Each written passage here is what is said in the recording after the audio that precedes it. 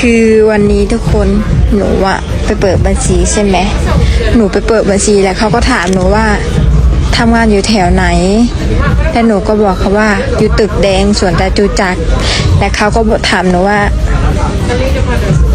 ทำงานเป็นแม่บ้านเหรอแล้วมึงดูชุดกูที่กูใส่ไปอะ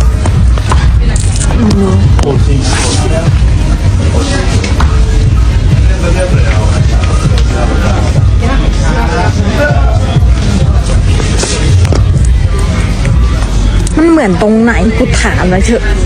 มันเหมือนตรงไหนสบายดีพี่น้องสวัสดีค่ะพี่น้องจ้ามื้อนี้ก็มาพบกับช่องเบาดอนสาวตุกี้คือเก่าเด้อมามื้อนี้มาพบกันอยู่ในเฮือนเนาะพี่น้องเนาะช่วงนี้บ่ได้ออกไปเกี่ยวข้าวเนาะพี่น้องเนาะเพราะว่าข้าวยังบ่สุกเนาะพี่น้องยังข้าวเจ้าแล้วก็ข้าวงั่นเนาะพี่น้องเนาะอยู่ที่นารวมหรือนาเนื้อนั่นเองเนาะพี่น้องเนาะยังบ่ทันได้สุกก็เลยพากันอยู่บ้านเนาะพี่น้องเนาะอยู่บ้านอยู่เฮือนเนาะพี่น้องเนาะคือพากันวางแผนไว้ว่าประมาณวันเสาร์วันอาทิตย์จะเริ่มพากันออกไปเกี่ยวเนาะพี่น้องเนาะตอนนี้ก็พักผ่อนอยู่บ้านก่อนเนาะพี่น้องเนาะคือตอนนี้อยู่ที่บ้านของสตูกนะอากาศหนาวแล้วพี่น้องคือตอนนี้ก็สตูกก็เป็นไข้เนาะพี่น้องเนาะตาก็สีลอยๆเนาะพี่น้องเนาะคือตอนนี้ก็เจ็บเก่าเมาหัวไปเบิดเนาะพี่น้องเนาะคือติดมาจากคนน้อยพี่น้องคือคนน้อยน่ะตอนที่สตูกไปเกี่ยวเขาคนน้อยอยู่น้ำพ่อใหญ่เนาะพี่น้องเนาะแล้วพันนี้คนน้อยน่ะไปติดมาน้ำพ่อใหญ่แล้วก็มาส่งต่อให้พ่อให้แม่เนาะพี่น้องเนาะตอนนี้ก็เป็นไข้กันหมดทั้งเฮือนเลยเนาะพี่น้องเนาะทั้งเอมมี่ก็เป็นแล้วก็พ่อแม่ก็เป็นเนาะพี่น้องเนาะคือตอนนี้ก็พากันกินยา ทางบ้านนะพี่น้องพากันกินยาทางบ้านเลยเนาะพี่น้องเนาะแต่ว่ามื้อนี้น่ะสตุกลูกได้แน่เนาะพี่น้องเนาะก็อยากสิแหบแน่ตาก็อยากสิลอยๆแน่เนาะพี่น้องเนาะตอนนี้ก็เจ็บหัวนะพี่น้องคือต้องคอยกินยากันไปเนาะพี่น้องเนาะอีกบ่โดนก็น่าจะเศร้าเนาะพี่น้องเนาะมาพี่น้องมามื้อนี้สตุกก็จะมาเว้าถึงเรื่องหนึ่งเนาะพี่น้องเนาะถึงสตุกเองน่ะหาข่าวตามปกติอะไรพี่น้องไปสะดุดคลิปหนึ่งเนาะพี่น้องเนาะเป็นคลิปของสาวลาวคนหนึ่งที่เพิ่นไปทำงานอยู่ที่ประเทศไทยเนาะพี่น้องเนาะไปทำงานอยู่ที่ประเทศไทยไปอาศัยอยู่ที่ประเทศไทยหากินหาอยู่ที่ประเทศไทยเนาะพี่น้องเนาะแล้วบัดทีนี้มีมื้อหนึ่งที่เพิ่นเองน่ะได้ไปเฮ็ดบัญชีเนาะพี่น้องเนาะได้ไปเฮ็ดบัญชีอยู่ที่ธนาคารเนาะพี่น้องเนาะแล้วบัดทีนี้พอเฮ็ดไปเฮ็ดมาทางเจ้าหน้าที่เพิ่นก็จะมีการถามเนาะพี่น้องเนาะการถามว่าเฮ็ดงานอยู่ไสเนาะพี่น้องเนาะเป็นคนลาวหรือคนไทยเจ้ามีบัตรสปอร์ตบ่เจ้าไปเฮ็ดงานอยู่ไสเนาะพี่น้องเนาะแล้วบัดนี้เพิ่นก็บอกไปว่าเฮ็ดงานอยู่ตึกแดง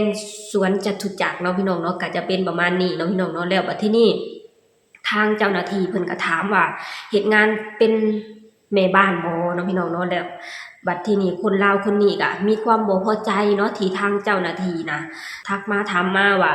เป็นแม่บ้านบ่เนาะพี่น้องเนาะก็จะเป็นประมาณนี้เนาะพี่น้องเนาะมาพี่น้องเดี๋ยวเฮามาเบิ่งคลิปข่าวๆกันคือวันนี้ทุกคนหนูอะไปเปิดบัญชีใช่ไหมหนูไปเปิดบัญชีแล้วเขาก็ถามหนูว่าทำงานอยู่แถวไหนแล้วหนูก็บอกเขาว่าอยู่ตึกแดงสวนจตุจักรและเขาก็ถามหนูว่าทำงานเป็นแม่บ้านเหรอแล้วมึงดูชุดกูที่กูใส่ไปอะ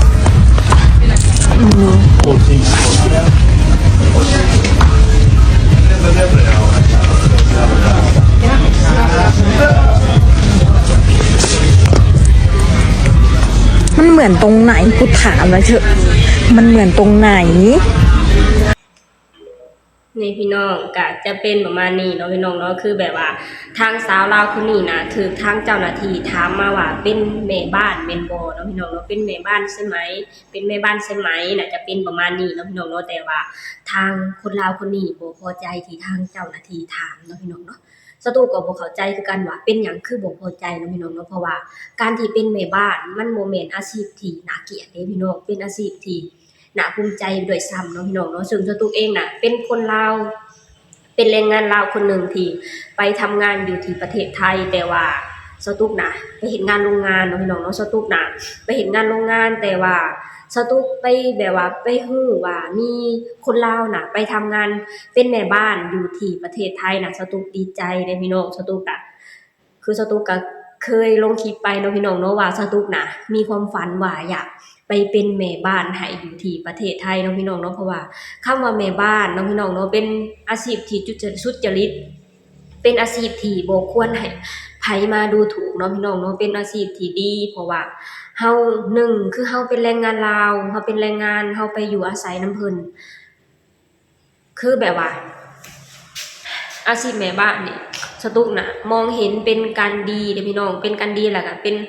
อาชีพที่สุจริตอาชีพหนึ่งที่อยู่ประเทศไทยเนาะพี่น้องเนาะเพราะว่าเฮาได้ไปทำงานอยู่นำเพิ่นพักอาศัยอยู่นำเพิ่นการกินการอยู่นำเพิ่นหมดเนาะพี่น้องเนาะซึ่งเป็นอาชีพหนึ่งที่คนลาวหลายๆคนน่ะใฝ่ฝันอยากจะเป็นเนาะพี่น้องเนาะคือสาวลาวคนนี้บ่ฮู้ว่าเขาคิดจังใดเนาะพี่น้องเนาะแบบว่าเขามีความบ่พอใจที่ทางเจ้าหน้าที่เพิ่นได้ถามมาว่าเป็นแม่บ้านบ่นี่พี่น้องสตุกก็บ่เข้าใจว่าเขาคือมีความบ่พอใจเนาะพี่น้องคือการไปทำบัญชีสตุกเองก็เป็นแรงงานลาวคนหนึ่งเนาะพี่น้องเนาะที่ไปทำงานอยู่ที่ประเทศไทยแล้วก็สตุกก็เคยไปทำบัญชีอยู่ที่ประเทศไทยคือกันเนาะพี่น้องเนาะซึ่งสตุกไปการทำบัญชีของเพิ่นก็จะเฮ็ดไปตามกระบวนการเนาะพี่น้องเนาะเพิ่นจะถามเพิ่นก็จะถามว่าอาศัยอยู่ไสทำงานอยู่ไสเนาะพี่น้องเนาะจะถามว่าทำงานอยู่ที่ไหนเฮาก็แค่บอกเพิ่นไปว่าเฮาทำงานอยู่นี่ทำงานอะไรเฮาก็บอกเพิ่นไปน่ะพี่น้องก็จะเป็นประมาณนี้เนาะพี่น้องเนาะซึ่งสตุกน่ะสตุกเคยไปแล้วแบบว่าพอไปทำบัญชีสตุกสัมผัสได้ว่าทางเจ้าหน้าที่ไทยเพิ่นบ่ได้เว้าจาบ่ดีเลยเนาะพี่น้องเนาะเพิ่นเว้าจาดีต่อคนต่างดาวทุกๆคนเนาะพี่น้องเนาะเพิ่นบ่ได้แยกสรรปันส่วนเพิ่นบ่ได้แยกชนชั้นว่าคนนี้เป็นต่างดาวคนนี้เป็นคนไทยเนาะพี่น้องเนาะแล้วก็เพิ่นแบบว่าบ่ได้เลือกทางใดก่อนคือไผไปก่อนคนนั้นได้ก่อนเนาะพี่น้องเนาะคือจะเป็นประมาณนี้เนาะเพิ่นบ่ได้แยกชนชั้นบ่ได้แบ่งอิหยังเลยเนาะพี่น้องเนาะไผมาก่อนได้ก่อนน่ะพี่น้องคือแบบว่าทางประเทศไทยเพิ่นให้เกียรติคนลาวอยู่เสมอให้เกียรติแรงงานอยู่เสมอเพิ่นบ่ได้รังเกียจแรงงานเลยเนาะพี่น้องเนาะคือแบบว่าเพิ่นปฏิบัติดีต่อคนลาวถึงขนาดนี้น่ะพี่น้องแล้วแค่เพิ่นถามว่าเป็นแม่บ้านใช่ไหมแค่คำนี้น่ะพี่น้องเป็นหยังคือบ่พอใจเนาะพี่น้องเนาะสตุกเองก็บ่ฮู้คือกันว่าเขาคิดหยังอยู่คือบ่พอใจในคำถามนี้เนาะพี่น้องเนาะซึ่งคำว่าแม่บ้านเป็นอาชีพที่สุจริตเป็นอาชีพที่มีเกียรติเป็นอาชีพที่แรงงานหลายๆคนแรงงานลาวหลายๆคนใฝ่ฝันอยากไปเฮ็ดอยากไปทำเนาะพี่น้องเนาะสตุกก็บ่แน่ใจคือกันว่าเป็นหยังเขาคือ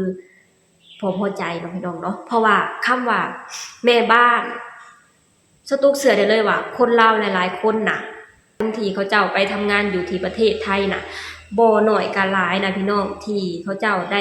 ไปทำงานเป็นแม่บ้านเขาเจ้าได้เงินมาส่งมาให้ทางพ่อทางแม่ส่งให้ทางลูกทางเต้าส่งมาเฮ็ดเรือนเฮ็ดศาลจนมีเรือนหลังใหญ่ๆนี่ก็ค่อนข้างหลายคนเลยพี่น้องเท่าที่สตุกฮู้มาเนาะพี่น้องเนาะซึ่งคำว่าแม่บ้านบ่แม่นอาชีพที่ต้อยต่ำบ่แม่นอาชีพที่น่ารังเกียจเลยเนาะพี่น้องเนาะสตุกก็บ่ฮู้คือกันว่าเป็นหยังสาวลาวคนนี้คือบ่พอใจเนาะพี่น้องเนาะนี่แหละพี่น้องสตุกเองก็จะมาเว้าแค่นี้เนาะพี่น้องเนาะซึ่งสตุกเองก็บ่เข้าใจคือกันว่าเป็นหยังหญิงลาวคนนี้คือบ่พอใจในคำว่าแม่บ้านที่เจ้าหน้าที่ถามเนาะพี่น้องเนาะซึ่งสตุกเองน่ะคำว่าแม่บ้านมันบ่แม่นอาชีพที่น่ารังเกียจมันบ่แม่นอาชีพที่ต้อยต่ำเนาะพี่น้องเนาะเป็นอาชีพหนึ่งที่คนลาวหลายๆคนอยากไปเฮ็ดคนลาวหลายๆคนอยากไปทำเนาะพี่น้องเนาะก็จะเป็นประมาณนี้เนาะพี่น้องเนาะโอเคพี่น้องสำหรับคลิปนี้สตุกก็จะขอจบลงเท่านี้ก่อนเด้อฝากให้พี่น้องช่วยกดไลค์กดแชร์กดติดตามให้ช่องเบาดอนสาวตุ๊กหน่อยเด้อสบายดีสวัสดีค่ะ